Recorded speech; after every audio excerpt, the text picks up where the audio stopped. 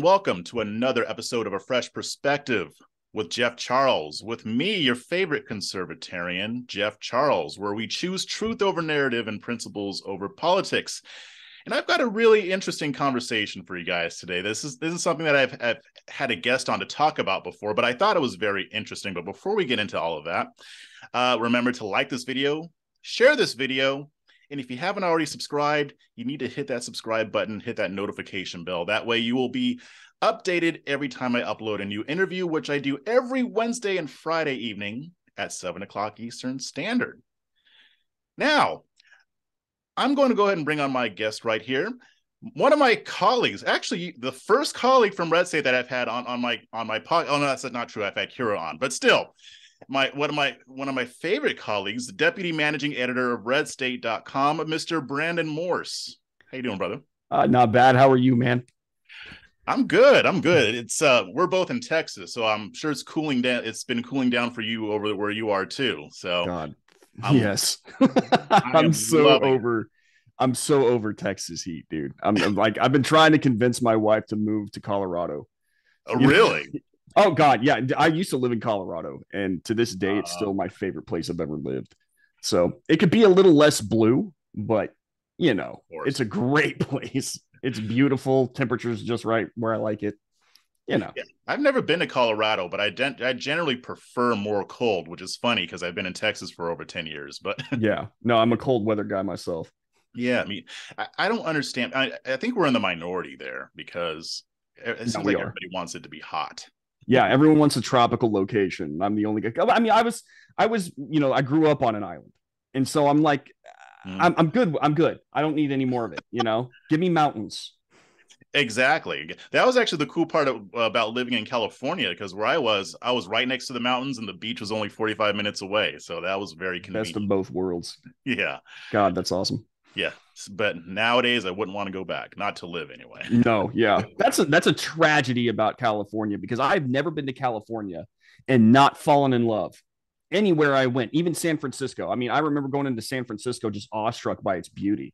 Mm-hmm. If you could overlook the homeless guy, like passed out on the sidewalk next to a few needles. But I mean, I no matter where I go in California, it's a dream.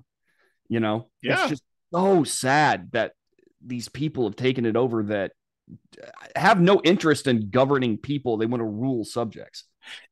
I think that's the best way to put it. It's not about governing. This is about ruling. And you saw that during the COVID-19 pandemic. So yeah.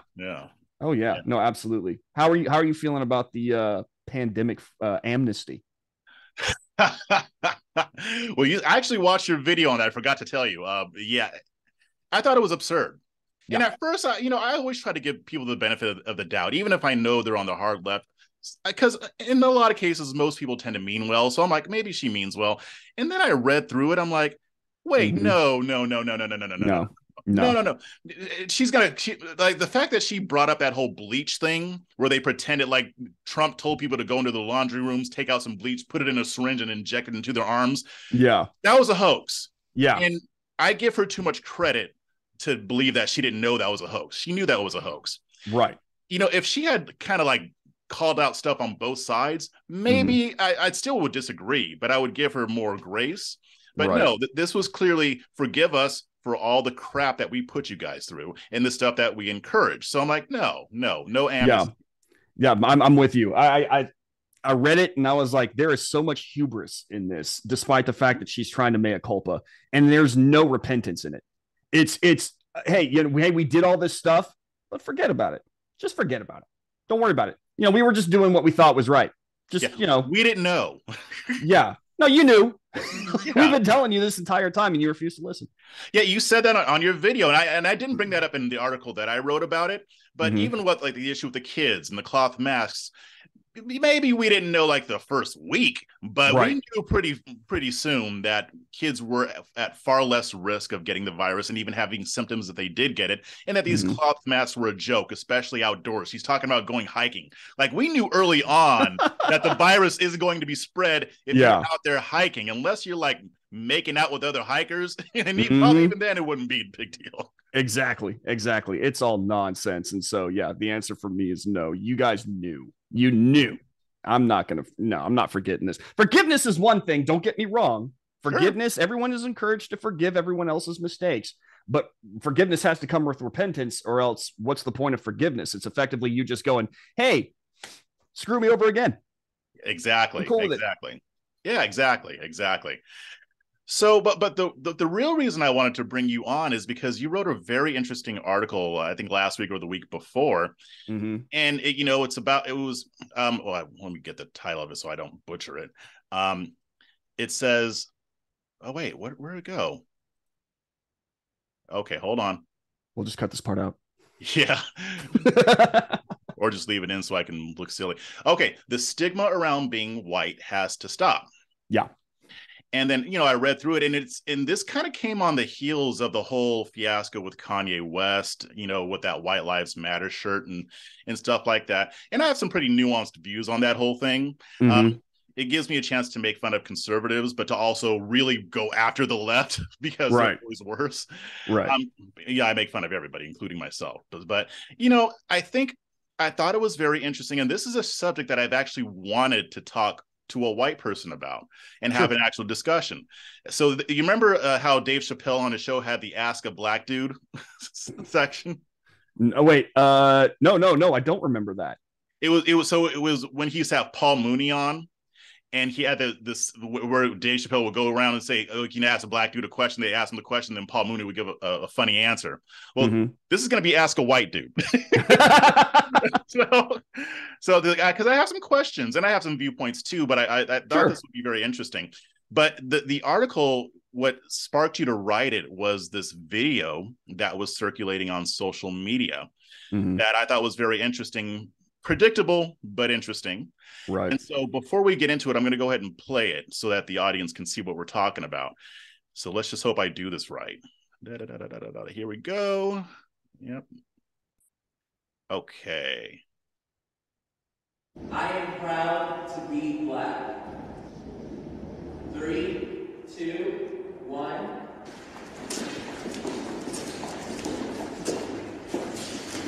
Well, all right, y'all. That's what I'm talking about. Hand clap for y'all. Yeah. I'm glad that we all strongly agree. I am proud to be white. 3, 2, 1. Just be in the middle. Yeah. Can there be a middle? All right. No. Gotta pick a side. Pick a side. I don't know which side to pick. Don't hate you guys. I almost went there too. It's like I think so like hard. guiltily, like I'm like happy that I'm not oppressed, but I'm not proud of like things people have done in the past. When I think of being proud of something, I think of something I worked for. I am proud to be black. So let me come back here. So just to kind of explain to the audience what happened, they asked a question, or they made a statement, I am proud to be black, I am proud to be white, and then people will go and stand on the section of the room that indicated their level of agreement or disagreement, and you saw all the black people went to strongly agree with the sentiment that I am proud to be black, and then the white participants moved to the left, which is actually kind of interesting, going to the left to say that you're not proud of being white or whatever. So when you first saw that video, how did that strike you?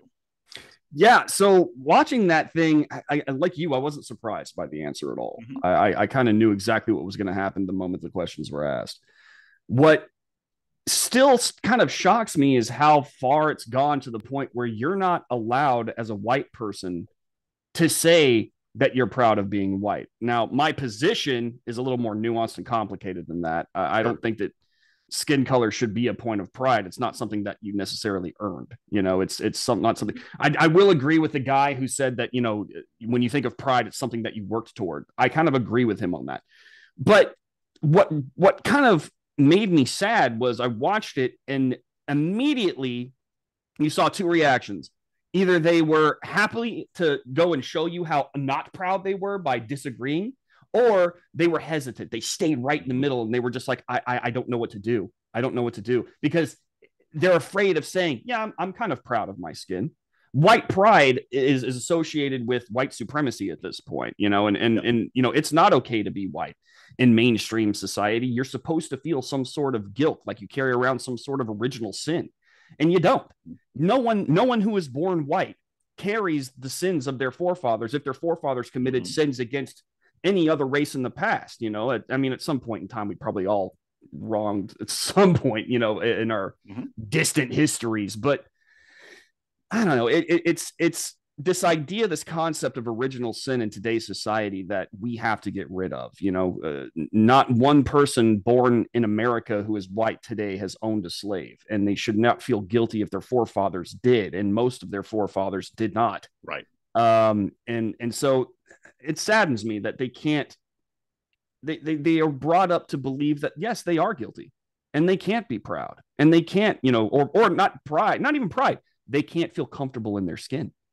You should be able to. It's the skin that you were born with. It's exactly what God made you as. It's okay to be white. So when I saw that, I mean, my reaction was much the same, because when they had the black people move to the right, and I wish I would have thought to find the whole video, because I've seen these before done by the same group, and they usually have more of an explanation. It didn't seem like this video didn't include the explanation for why the black participants said that they were proud to be black. But I'm going to get to that in a second.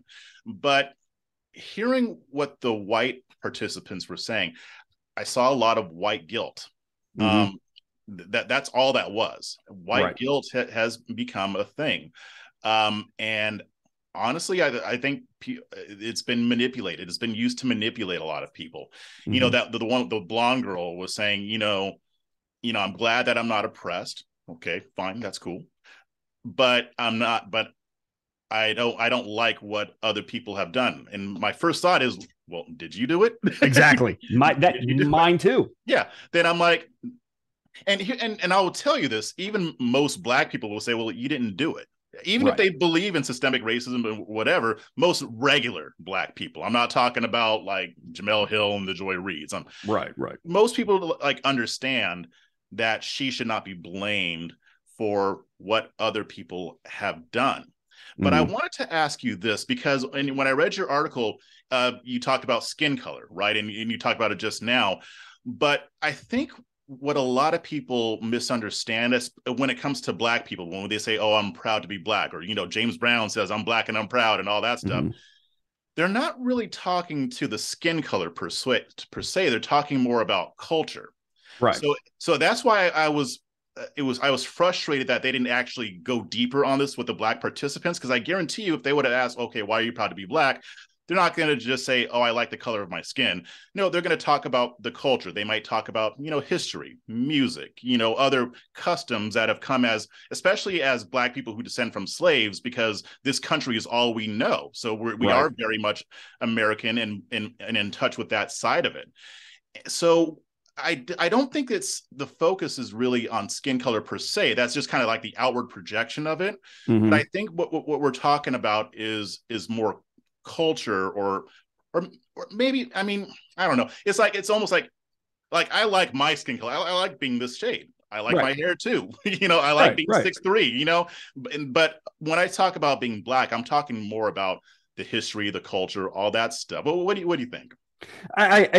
So this answer might get a little complicated. So I have absolutely no doubt in my mind that black culture is important, period. I consider when I think about civil society, I think about teachers who have taught us to get here.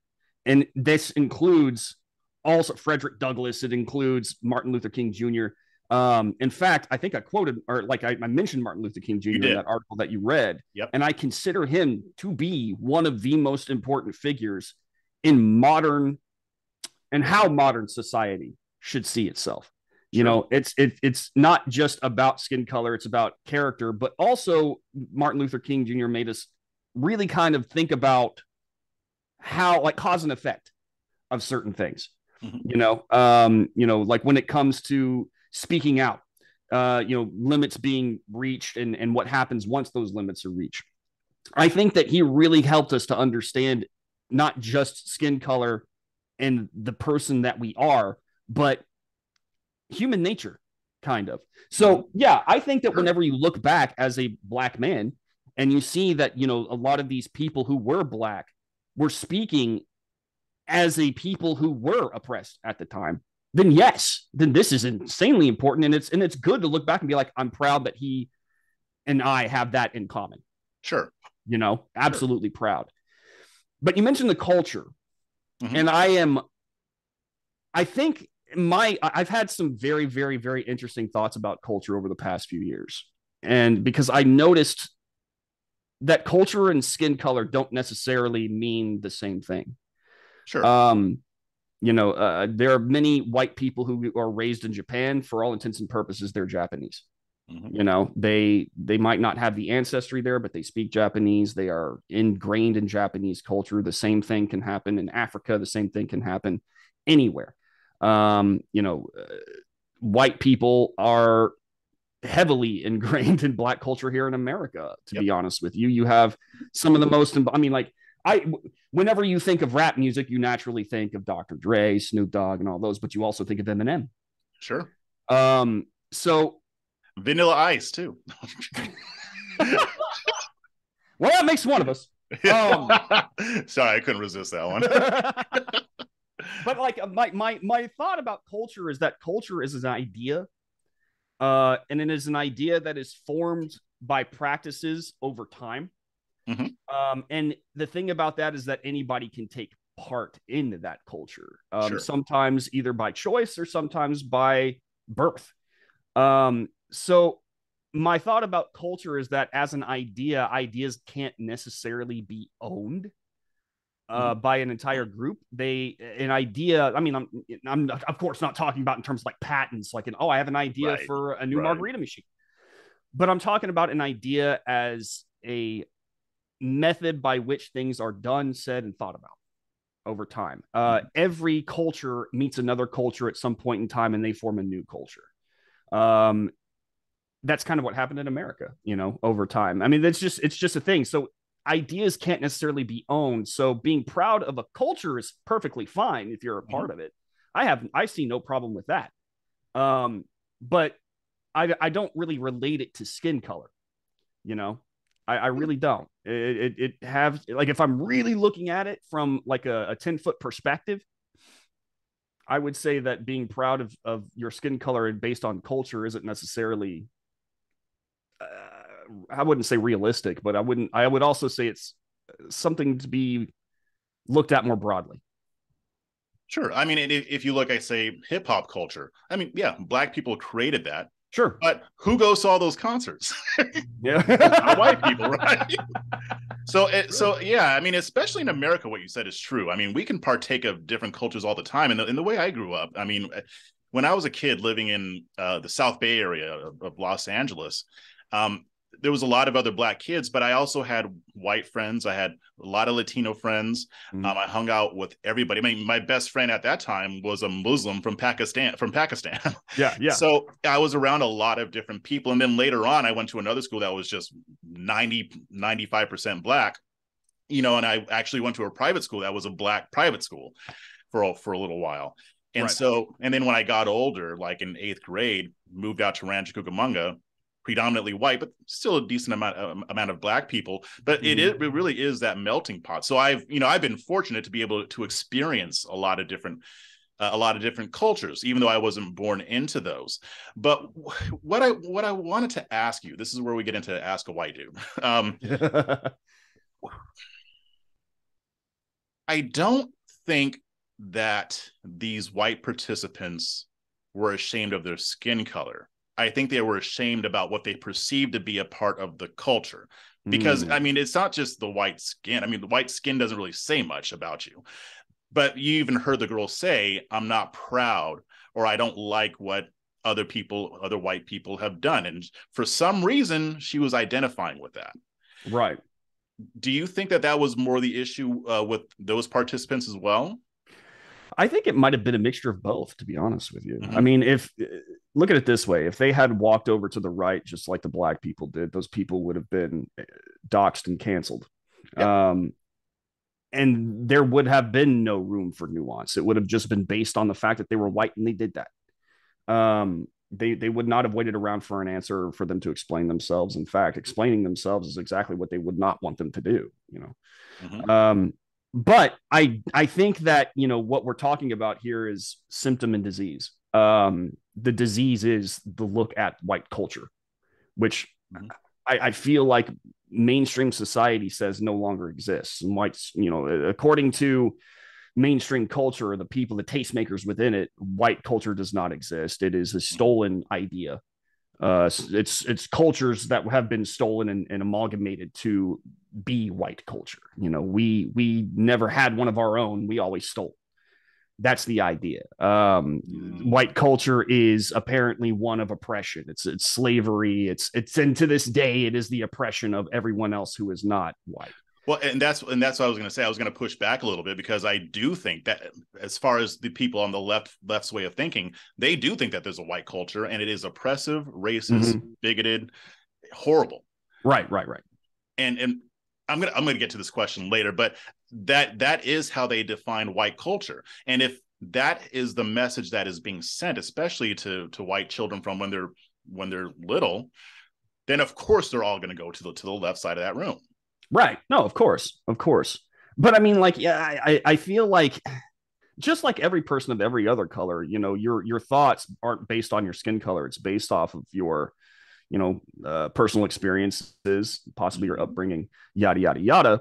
And, you know, for instance, I know more people who are more into, you know, reformation of criminal justice, who are like, that's a more diverse crowd.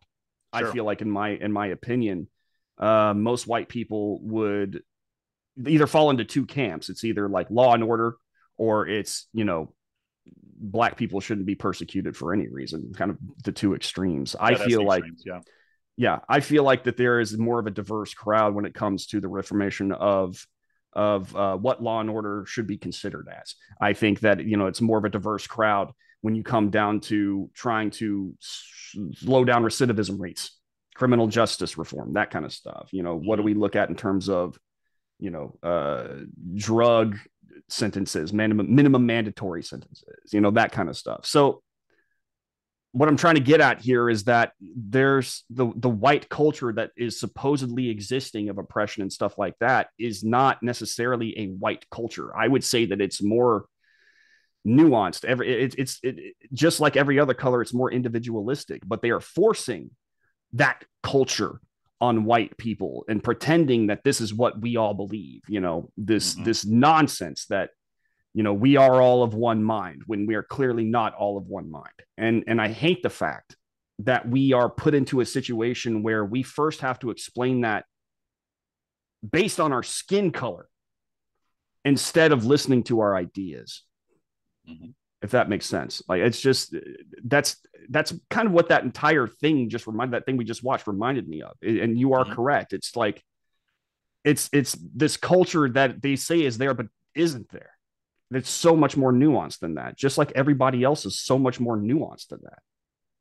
So let me ask you this, and this might sound like a dumb question, but I really don't think it is.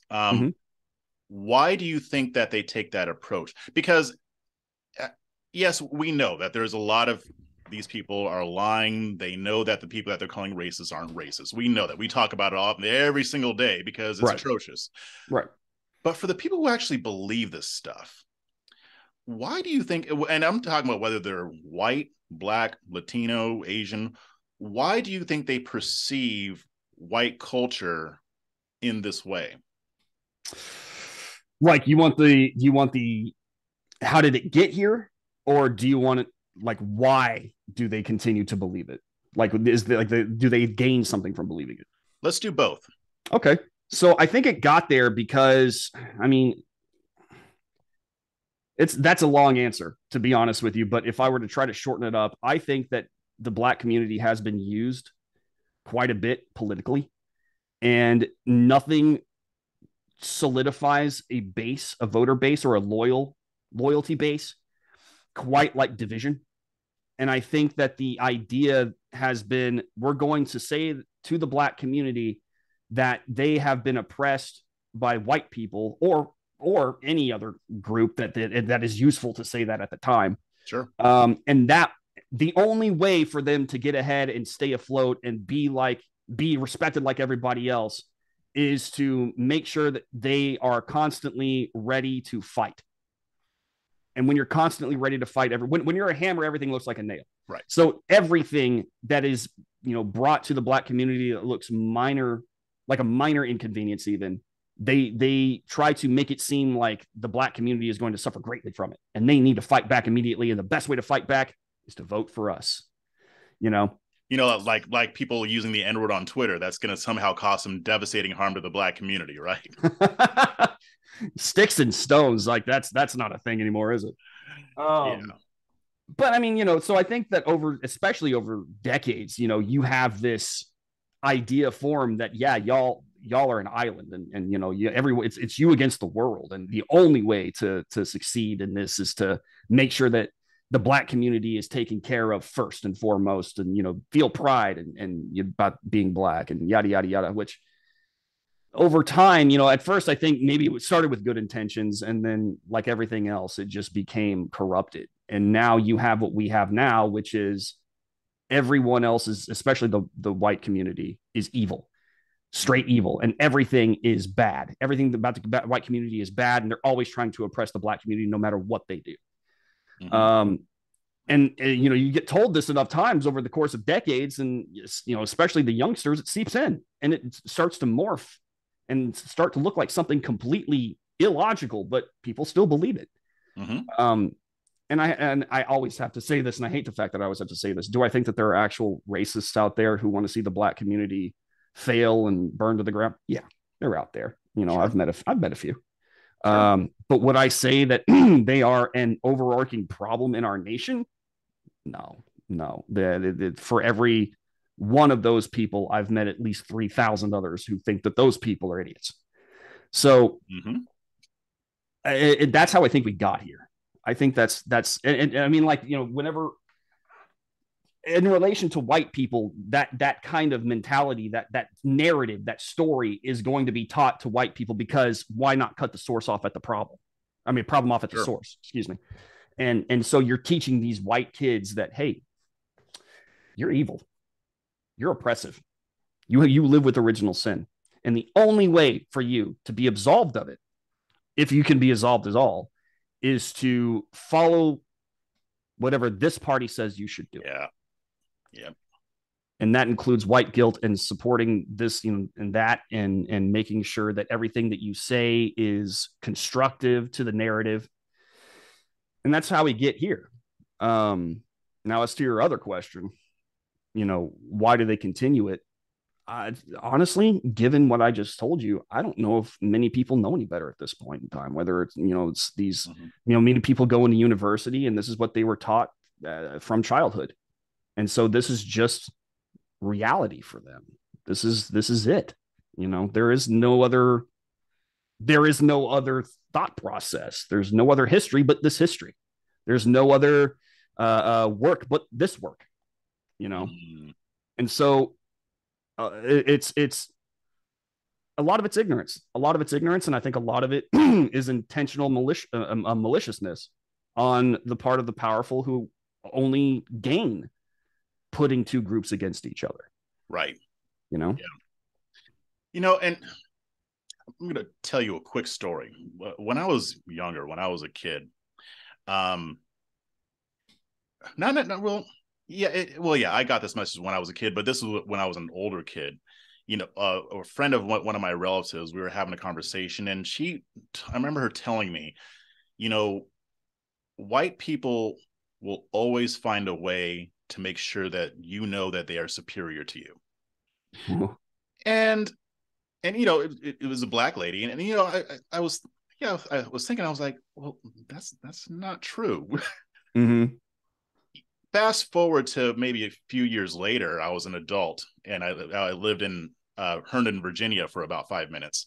And I used to work at Borders Bookstore, if you remember that. Oh, yeah, I remember that. Yeah, and I was helping this older Black lady, and I was helping her find a book, and she was looking for something. And we were in the aisle, and we were kind of crouched down looking through the books, and a white guy came up, and he just asked a quick question. He was like, "Oh, can you tell me where this section is or where this book would be found?" And and I pointed him in the right direction. He kind of interrupted, but not really. Mm-hmm, mm-hmm. And the lady turned to me and she was like, I can't stand white people. Like they always feel like they're just so entitled to just butt in. But it was something to that effect. And then, I was just thinking, well, first off, he wasn't really rude, but even if he had been, yeah, that doesn't represent all white people. But then I was thinking these were older people, especially when you look at the older generation. A lot of the experiences that they've had with white people have been negative. Right. I mean, the mindset you talked about that a lot of black people have, it's really prevalent even among older, because they actually went through some stuff, right? And that stuff that I didn't go through. Absolutely. And it doesn't excuse it, but it's part of the explanation as to why a lot of these attitudes develop. I think this is going to sound maybe a little bit weird, but among the younger generations, it's not as pronounced because younger generations just haven't gone through as much racism. Now, the people that you see on TV don't count, because they handpick those people. They handpick those black faces to promote that narrative. I always say that there are black people on television who get paid big bucks to call white people racist, right? Right, yeah. Yeah. And so, but even when I got that message as a kid, and to be fair, there were plenty of black people who gave me the opposite message. Or if they didn't give me the message, they modeled it for me. Like my mom and my dad never sent me the message that most white people or all white people are racist. Even if they were calling out something that was racist, they always got along with white people. Right. And the people around me. So I got that message, but I got the opposite as well.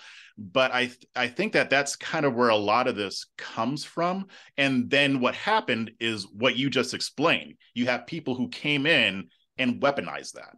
Right. And instead of encouraging conversations between white and black folks like we're having right now, they wanted to pit us against each other. And this really became pronounced after 2000 from what I was saying.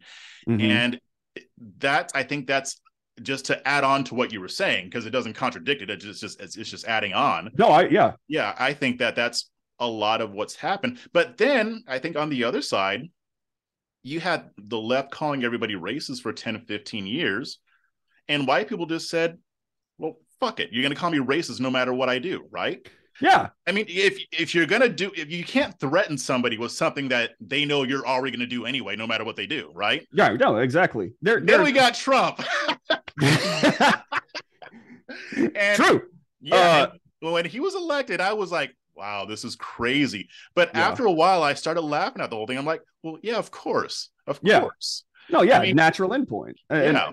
You bring up two really interesting points that I agree with, because, the older black people literally were the ones who had to fight, for the rights. And, they were the ones who had to march. And, of course, they're looking at some of these, white people like hang on. They had to live through something that none of us have had to live through.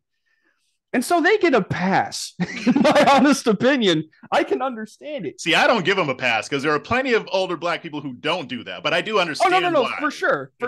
But I always kind of think it's almost it's harder to blame them. It's harder to blame them. It's kind of like this, all quiet on the Western Front mentality of, we're all kind of looking at them as like, oh my God, why are you like this? But, they were the ones who were actually fighting the war, and they kind of developed their own prejudices and PTSDs, quote unquote, not actual PTSD, but because of it,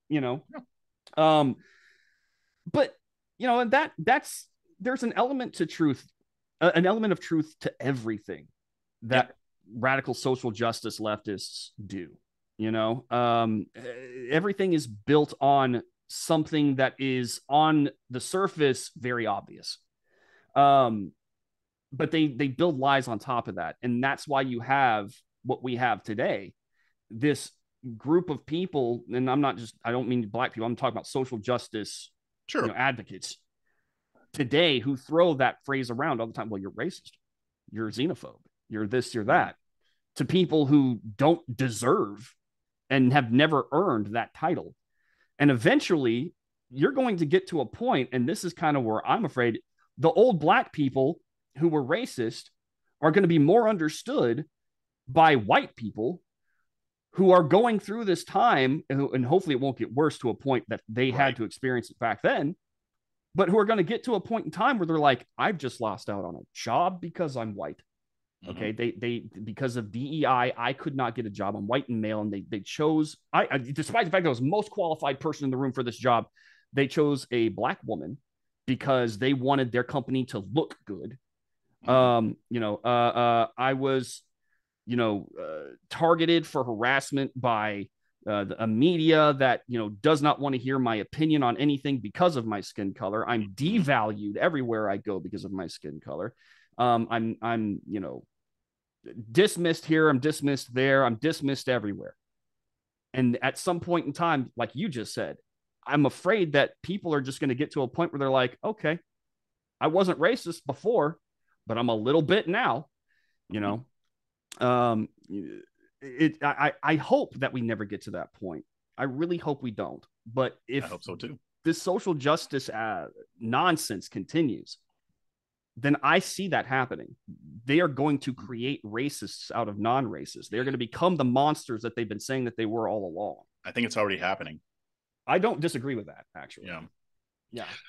It's not to the worst that it could be, but I think it's getting there.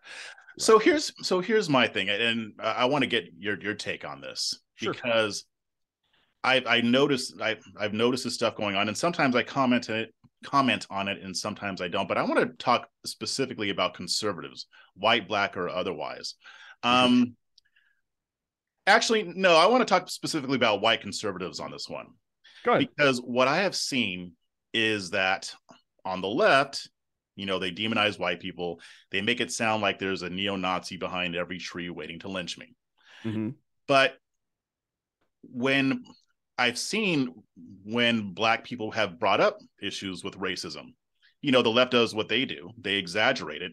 But then on the right, it's almost like they swung way in the opposite direction, to where they'll basically be like, oh, there is no racism, or racism doesn't have a factor. Pull yourself up by your bootstraps. Right. And if you follow me on Twitter, yeah. And so today, just full disclosure, just in case you haven't seen the tweet yet, I mean, there's I saw it. You did? Okay. I saw where it. I use that same exact terminology. And I'm doing that to make a point, because I'm like, you've been saying this to us for years, and now you're starting to experience some of this stuff. Right. And where do we, first off, my frustration, just full disclosure, the reason I'm frustrated about it is because I know that the left is never going to be the adults in the room when it comes to racial issues. They make their money and their clout off of inflaming the situation. If there's anybody who's going to be an adult in the room, it's probably going to be conservatives, specifically white conservatives, have the potential to be that. And a lot are, but we need more. It's better than it was 10 years ago. But to me, it's like, you spend all this time pretending that there's absolutely no racism in the government or in governments. Right. But now you're the target of it. So I'm hoping that this could be an opportunity for them to see, maybe we were wrong about some of this stuff. But what do you think? Or do you think that they'll just say, oh no, it's only happening to us and it's not happening to black people at all? Personally, I think that there always has been racism in the government. I actually do think that there is systemic oppression, but it's not what the left looks at it as. I see systemic oppression as telling a black family that they can be rewarded with money for having a one-parent household and as many kids as they want, keeping them in a loop. And from what I understand, in the 1960s, Johnson specifically wanted black people to have this happen to them. Then you have the Planned Parenthood, where most of the Planned Parenthoods that the government loves to hand $500 million to, black neighborhoods. I think that there is an issue with systemic oppression a little bit, but I think that it looks a little bit different than the left thinks. My whole entire approach was, look, I think that there are some people in our society that do need help, but I've noticed that once you get into the entitlement process or the entitlement life, it's hard to get out of it. Even if you do want out of it, it's hard to get out. And it keeps these black families in a loop they can't get out of. It's too hard. And, once you are born into that kind of lifestyle, you're more likely to live that kind of lifestyle. And those lifestyles are, sad to say, I mean, just filthy with crime. If not you doing it, then somebody else is doing it around you, and it's going to affect you at some point in time. So I think that if conservatives really want to get real, they will stop being cowards and start really tackling what, and by Republicans, I mean like conservatives and Republicans, I'm talking about the people in office. And I mean like really go after this with everything they have. If they truly care about the Black community, they will end that form of systemic oppression. Or systematic. Is it systemic or systematic? I think it's systemic. I've heard both, but I mean, I think you're right. I mean, because the thing is, I want conservatives to engage with this stuff and provide conservative solutions. Don't just do the same stuff that Democrats are doing. But to me, if they're not even willing to admit that it exists, then they're not going to deal with it. I mean, you mentioned welfare, but the breakdown of the family was also the war on drugs. Anybody who opposes school choice is supporting systemic racism. Right. Anybody who opposes school choice is supporting systemic racism, especially since the people who oppose it say that the schools are so racist, or the way it's done is racist. I agree. I'll go even deeper. Black parents choose. I'll go even deeper. I think that we need to, like I mentioned the criminal justice system earlier. I think that we look at things a little bit too. I think it actually does slant toward the Black community. I really think it does. Because like I just mentioned earlier, that systemic oppression that they experience through the welfare system keeps them in the criminal justice system. Recidivism rates are out of control. Because when you think about it, these people who go into a life of crime because they can't get out of their situation, go into it, are caught, they go to prison for a minimum mandatory of 5 years. Okay. And then they get out, and what do they have? Nothing, no experience. In fact, all they've got now, exactly. They have felon in their background now. Who's going to hire them? What's their choice? Go back to crime. I'm wind up back in prison. And many people do it because that's the only life they know. You get institutionalized. And I see, people are like, well, Black people commit, the majority of the crime, despite being 13% of the population. Well, this is what happens whenever you put them in a situation where they can't get out. Let's change, like you just said, have conservatives come in and go, here's what we need to do. We need to change up our criminal justice system so that instead of just sending them to prison for 5 years, maybe we teach them skills. Maybe they go in there, they actually get education that they can use and get out. And we don't hold, if they have, especially if they have good behavior or anything like that, we don't hold their crime against them. Okay.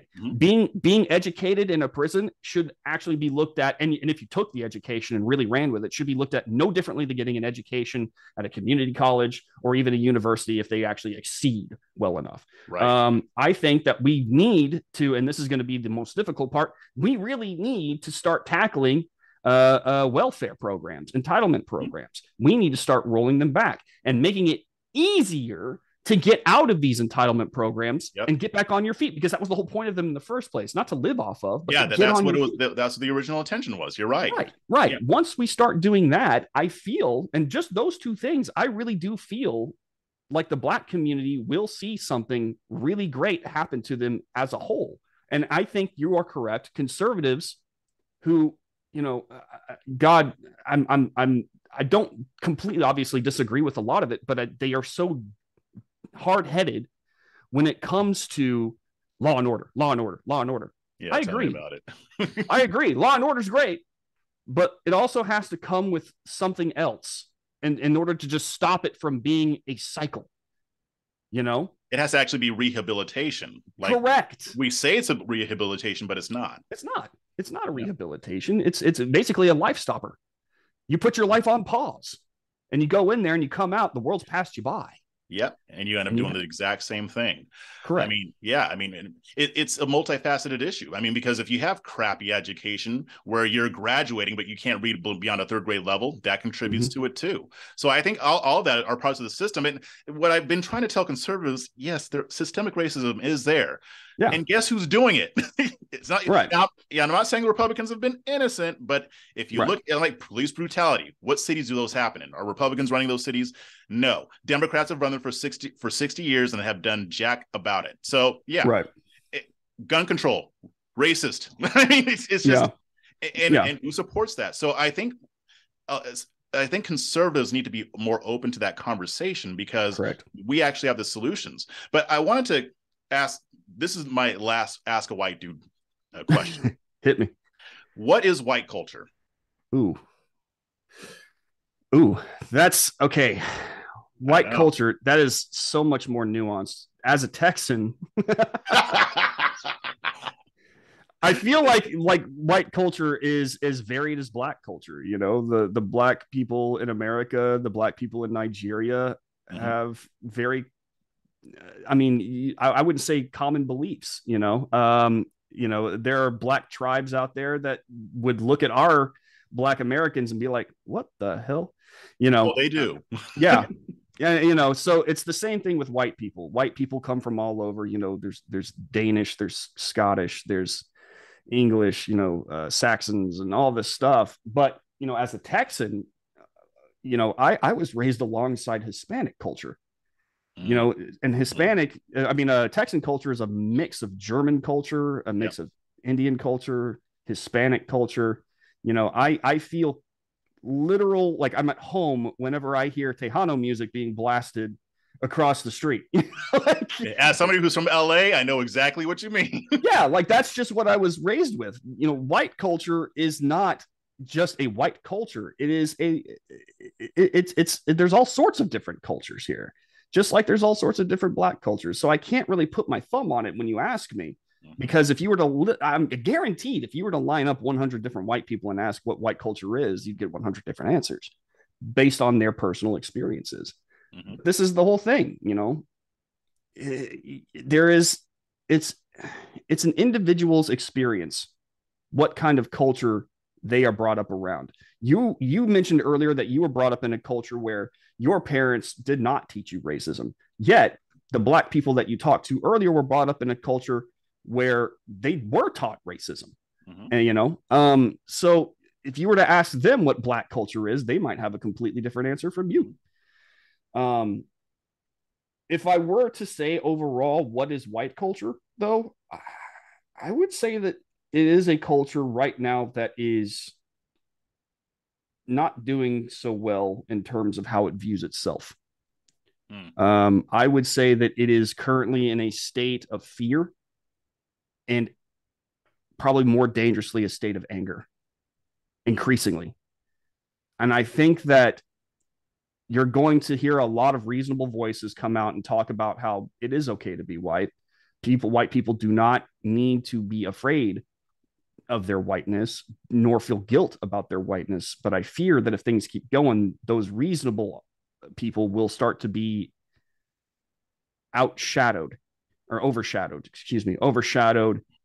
and silenced by the white people who come in and say, we are oppressed, we are attacked, and it's about time we start attacking back. I've seen this from time to time, especially, I mean, even on Twitter as we speak, you know, I can see these arguments being made. And I don't want it to get to that point, because not only is it a false narrative, it is not necessarily false narrative. White people are being attacked for their skin color, but it's an unnecessary narrative to base your reality on. Because like you and I right now are having this conversation, many other people are having this exact conversation. They're coming together. And while it might take a little bit longer for understanding to be reached, it will be a lot better off if we continue to operate like you and I are right now, instead of the automatic knee-jerk reaction of, well, we're at war now. Let's destroy everything. Exactly. You know, and I think a lot of people, when they see things like, you know, White Lives Matter or white pride, you know, when I was younger, when I was in high school, the people who said white pride were actual racists where I lived. I mean, we had skinheads, right, the neighborhood across from where I lived. Right. But there were also kids who wore shirts that said like Irish pride, Italian pride, and what have you. And no, that wasn't an issue. And it seems to me, because that's why I asked that question, because I'm like, is there really a white culture? Because, you know, that can encapsulate so much. I mean, French is different from British, is different from Italian, is different from Irish, Spanish. And it seems like that's gotten lost. I don't see as many white folks identifying with that part of their heritage. Why, or am I wrong? Are they, and I just don't see it? Or if not, then why do you think that is? No, I think I've noticed that very same thing. I mean, I kind of see it from time to time, but I never see some guy, talk about how proud he is to be Irish, or how proud he is to be, Italian or whatever. I do see it less and less. I still see it, but I see it less and less. You are correct. I think it's kind of sad. I think it is too, because I think that it's good to remember where you came from, naturally. I think that knowing your past, knowing your history is great. Knowing history is honestly the present. It helps you inform your present and helps you plan your future.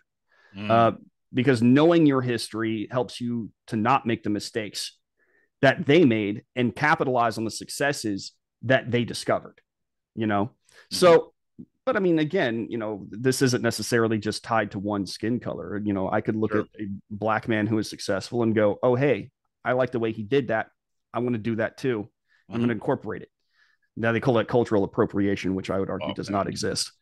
But, but everything has to be a problem. Everything has to be a problem.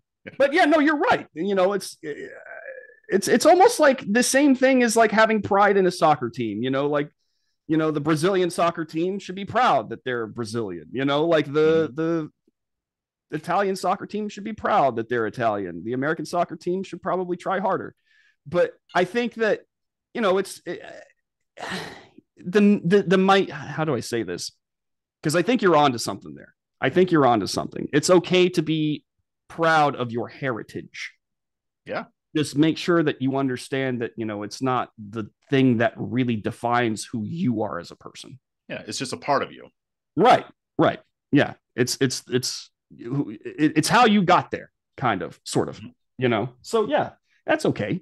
I don't see any problem with that. But yeah, I mean, I would say this, and I would ask you a question though. I don't really see a lot of differentiation when it comes to Black culture and, that kind of stuff. Why do you think that is, out of curiosity? Well, and this is where it gets a little complicated, because usually when you talk about, like, say, Black culture or Black America, people know that you're talking about the people who descend from the slaves who were brought here. It's just commonly known. Now, some people are willfully obtuse, but in general, they know that's what you're talking about. But other Black people have kind of joined in on that. Maybe they came from Nigeria or what have you. But again, most of us can't trace our ancestry back to Africa. We don't know who our ancestors were. I mean, I took ancestry.com, and a lot of it's from Nigeria, but I don't know anybody in Nigeria. So yeah. So we are very much uniquely American. And that's kind of where Black culture has started here in America. Right. I think when it comes to people from other countries, like whether it's Haiti or one of the islands or an African nation, they are very much in touch with their heritage. Right. And with their culture. Even if they kind of glom onto ours, that they still are very much in touch with their culture, sometimes to the point to where there is a clash. Yeah. I mean, you talked about Nigerians earlier.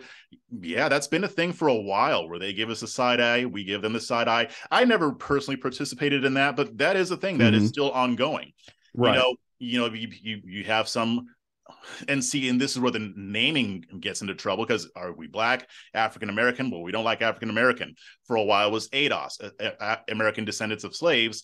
Now I think the new thing is foundational Black Americans, the people who were here under slavery. There's tension between them and people from the Caribbean, because you're glomming onto our culture, but you're not one of us. There's still that separation there too, right? And then you have people who say, we should come together, and others like, no, they're not us. Yeah. Yeah. And there's a lot of tribalism, I guess, no matter where you go, because you are absolutely right. The Irish versus the English, they don't really like each other, and the Scottish versus the Irish, or the Scottish versus the English, exactly. The Scottish versus the Scottish. Like, that's no matter where you go. Oh yeah, let's all bastards. Exactly. Always exactly Irish. Yeah. No, but you're right. It does exist. I mean, and people are tribal, and I think tribalism has become even more of a problem because of social media and things like that. I see it all the time on Black Twitter. I mean, a friend of mine, I think her dad is Jamaican, her mom is American, but she's black. But they'll mess with her because both of her parents aren't foundational Black Americans. Oh, you're not one of us. Well, who are you to say that? Like, Yeah, you don't know how exactly. she grew up. So That's interesting. That's it really is. interesting, actually. It Yeah. is. You never hear about that in mainstream culture. No, you don't. This is I'm giving you a little backstage Yeah. into the Black experience here in America. There's so much more to it. Yeah. But yeah, that is a thing. It is. Wow. Yeah. I feel like that actually sheds some light on this whole like the I mean, Black there are experience in Nigerians America. who won't let their daughters marry a foundational Black American because they think that we're lazy. They've got all the same stereotypes, and then on the other end, we think that they're stuck up, they're arrogant, or whatever. It's a trip. That's fascinating. That's fascinating. That should be mentioned at some point in time and like brought to light. I never really knew that. That's interesting. Yeah. If you spend some time on Black Twitter, you'll see it. So last question, I promise. Yeah. Do you think this stuff is going to get better, or do you think it's going to get worse? Are you black pilled on this, or white pilled, or neither? You know what? Right now, I feel like I am in a state where I'm in wait and see mode. I think here's this is going to sound strange. I hope it gets worse because that's when it's going to get better, or that's how it's going to get better. I feel like the more that the social justice left tries to push racism and division on us, the more we're going to realize that this is nonsense. The more that we the more absurd they get, the more back to reality everyone else is going to become or drift to. So if they keep pushing this nonsense and they come up with these really strange tweets and these declarations from the White House and these organizations that, claim to help but really harm, I think that people are really going to start learning that the narratives that we have been fed now for decades have been lies. That talking to each other is not just possible, but fun. That coming together is actually not that difficult to do. All it really takes is just the willingness to do it and not see each other as the enemy. But that's what they want. Yeah. If my worry though is that the seed's too deep at this point, and it's only going to result in things just getting to a point where this is the narrative that we live by now, and that will result in it getting to a point where violence does break out between the races again. I to be honest with you, and this might be my unrelenting optimism, I see the former happening and not the latter. Right now, I think that more and more people are starting to understand that the media is not a place where you're going to find the truth about each other, much less anything else. And I think that they are going to see conversations happening like this one, and more and more people begin to speak out about it, be brave to speak out about it. But yeah, like I said, I'm worried Gen Z especially has just been so indoctrinated with it at this point that they accept that, they're the worst people in the world, and either they're going to completely fall in with that and just become servants, or they are going to one day rebel against it and become this I don't know, they're going to resemble some people that we'd rather not see back. Yeah I mean, and like you said, there are people who want this to happen. That's why they're doing what they're doing in schools. But what your answer to what you say you want to happen, that it gets worse before it gets better. When I answer this question, I say I think that's exactly what's going to happen. I think it'll get worse, and eventually people have to get tired of it. Yep. I mean, especially the good thing about the younger generation, especially Blacks and Latinos, is that we're going to be more integrated, and they're going to be around more white people, and they're going to come to the same conclusion I did. Well, wait a minute, you're telling me all these white people are racist. I'm not seeing it. They treat me fine. So right, exactly. I think that's what will happen. But I do think that the left has to keep doing what it's doing, because it's not going to stop. You brought up earlier at the very beginning that they handpicked these people, some of these people, to come up and talk and call white people racist. I think that might be their downfall right there. This ridiculous nonsense that they shove in front of cameras everywhere, and these people just say these bombastic things. Don Lemon calling the average white male Trump supporter a the gravest threat to our democracy. They're the biggest terrorist threat to our democracy. And there's going to be women who look at their husbands who are Trump supporters and be like, now hang on a second. There's going to be kids who look at their parents who are Trump supporters and white, and they're going to be like, now wait a second. Right. I may disagree with mom and dad, but you're not going to call them a threat to democracy. Exactly. You're not going to talk about my parents like that, who I might disagree with on a policy level, but they're not evil people. The neighbor is going to understand that about their neighbor. Like I talk to Jim all the time. Jim's not an evil person. Why are they calling him that? And like I said, that's what I mean. Like it's got to get worse before it gets better. These people have to reach a point, and they already have, of being so ridiculous that people go, what? Yeah. Well, my time of taking you seriously has come to an end. All right, that's a wrap. Yeah, exactly. Yeah. Yeah, I think that is going to happen. But we should have more of these conversations. This was fun. I agree, man. I actually really enjoyed this. I liked it. Well, before we sign off, why don't you let everybody know where they can find you? God, I'm all over the place. You can find me on the Red State YouTube, where I have semi-daily uploads. You can find me on Twitter at the Brandon Morse. You can find me on Instagram at the Brandon Morse Live. And if you are not really wanting to engage in politics, you're just looking for a good time to hang out and have fun, go to my Twitch, twitch.tv/the Morse Code. We don't really tackle too much politics there, but I am still very opinionated. But, hey, we all got to have an outlet. I didn't know you were on Twitch. I'm going to have to check you out. Yeah, twitch.tv/the Morse Code. It's my favorite thing that I do. Awesome. Well, until next time, you have a wonderful day, sir. You too, man. Thanks for having me on.